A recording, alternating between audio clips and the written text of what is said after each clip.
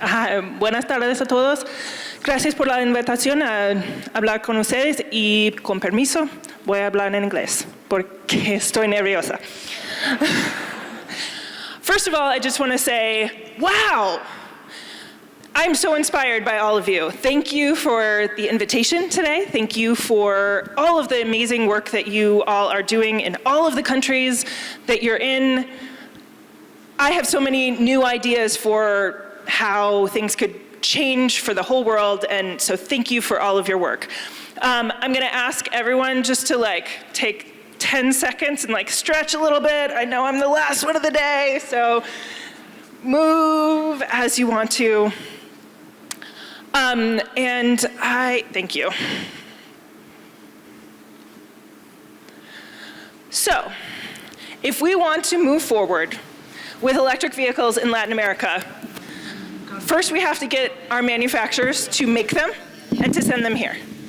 And while I have heard so many amazing stories today about people bringing electric vehicles to your communities, to your countries, there's something that we haven't talked a lot about today that I'm gonna say right now, and maybe that makes me a really popular person in this room, and maybe it doesn't. But the truth of the matter is that a lot of automakers don't want to make electric vehicles, and if they do want to make them, they may not want to send them to your countries.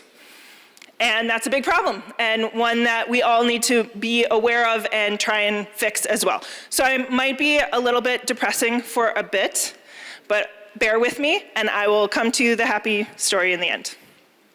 Okay, so why? Why don't automakers want to transition to electric vehicles? Not surprisingly, a part of that story is money. Automakers make a lot of money making cars the way that they make them right now, burning gasoline. And any change to that process costs a lot of money, as you all know. And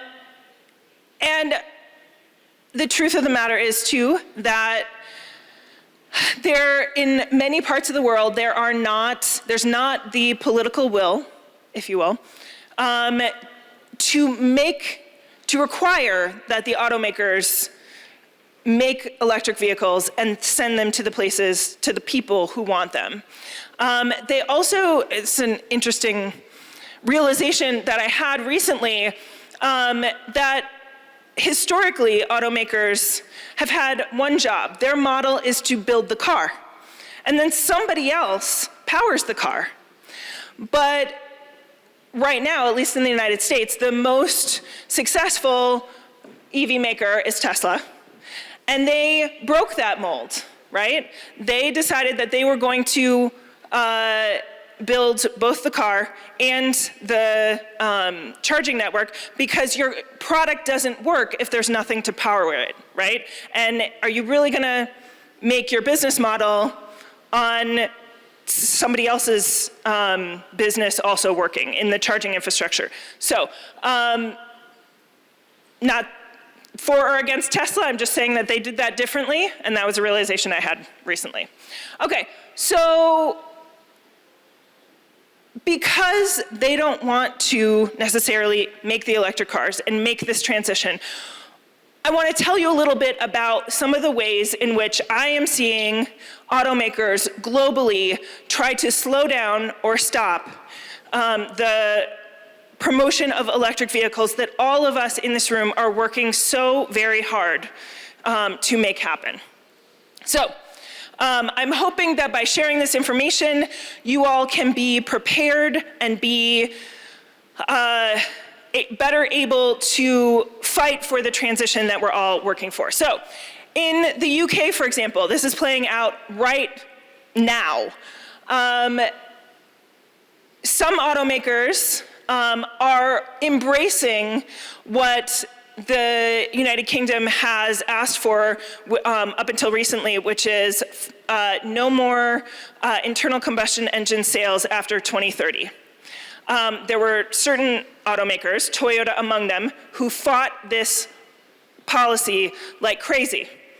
And in fact, Toyota had threatened to end all manufacturing in the UK if the UK went with this policy. Now, they didn't mean for that to get out into the media, and it did. And what's interesting is right now, VW, Kia, and other automakers are right now on Twitter supporting the Prime Minister in the mandate for 2030. And here's Toyota saying that they welcome the 2035 or even later than that. So in the EU, in the European Union, the government of Germany, supported by the German automakers, are saying they don't want to have a ban on internal combustion engines because they want to promote e-fuels, whatever that means. In the United States, there's a concerted effort right now to redefine what is considered an electric vehicle. And this is really dangerous. You can imagine if they are successful in including hybrids in the definition of electric vehicle, then our political will for making zero-emission vehicle mandates goes away, and the incentives that we've all worked so hard for in electric vehicles are weakened if you can use them both for 100% electric vehicles as well as for hybrids. Toyota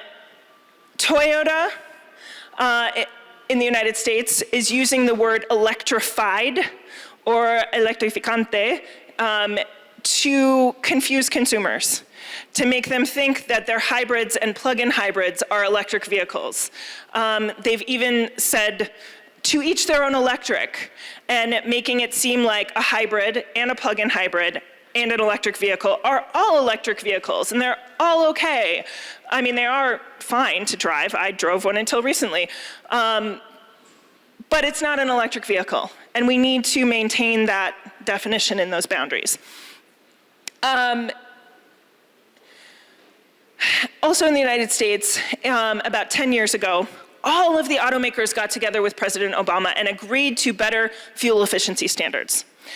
As soon as the political will changed, as soon as the president changed, all of those automakers decided to reverse their positions and say that they didn't actually want those fuel efficiency standards. So, you know, there are times where we win, and we should celebrate those wins. But also we need to be aware that if you let up on the pressure for those wins, they can disappear very quickly unless we mandate them into law. In Australia, for the first time right now, the government is trying to put a fuel efficiency standard in effect, and all of the automakers in Australia are fighting it like crazy, despite the fact that there is huge demand in Australia for electric vehicles. Did you know, for example, that 80% of the population of Australia lives within 50 kilometers of the coast? That is a huge concentration of the population and would be really so much easier than in many countries to electrify for 80% of the population. But automakers are having a hard time even getting them to support the fuel efficiency standard.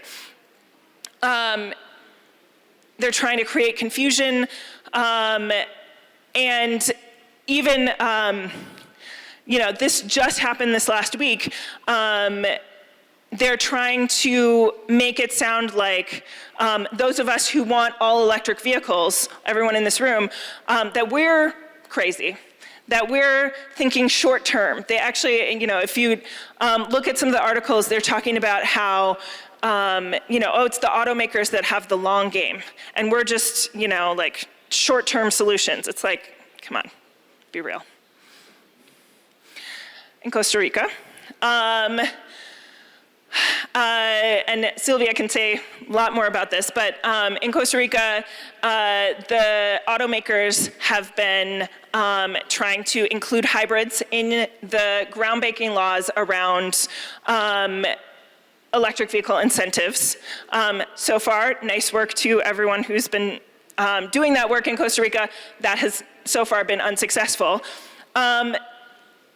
And one last thing that I want to mention is even in places where electric vehicles are popular, they can't keep them on the lots, they're sold immediately, automakers are not training their salespeople. They don't tell people who are driving electric vehicles off the lot how to charge them, what incentives they qualify for, where to charge, what types of apps you might need on your phone to find public chargers. They are not doing any of that education. And it scares people. If you're a consumer buying this new technology, you want someone to guide you through the process. And typically, car dealerships have been that source of education. But right now, they're not. So what do we do? And here's the happy part. So what do we do? There's been a lot of success in working together to hold the automakers accountable, to make sure that they understand that we are here, that we are not afraid to call them out if they are fighting against 100% electric vehicles.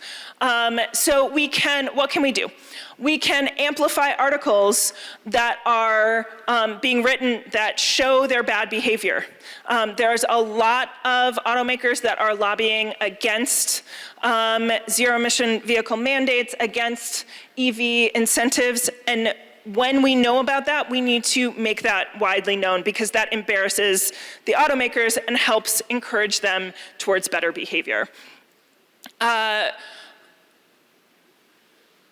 We can do, there are groups here who do petitions. You can do protest actions. You can have meetings with automakers in whatever your organization feels comfortable doing to talk to automakers, to reach out to them and make sure they know that you are watching them, that you either want to work with them, but you're not afraid to work against them. That's how we get these things done.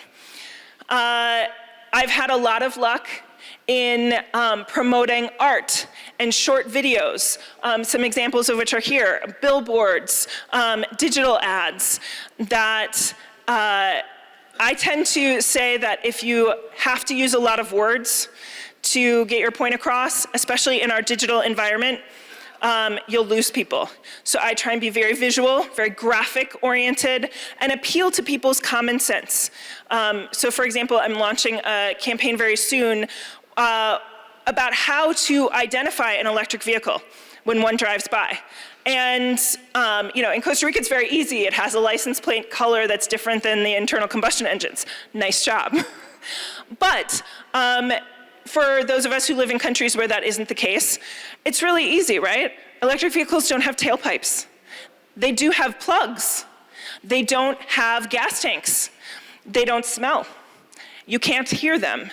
It's really easy to appeal to people's senses, to their common sense, and help them understand that electric vehicles are here, they are the future, and I appreciate, again, all of the work that you all are doing, all of us are doing together to make this happen, even if it has to be against some of the automakers. Thank you so much.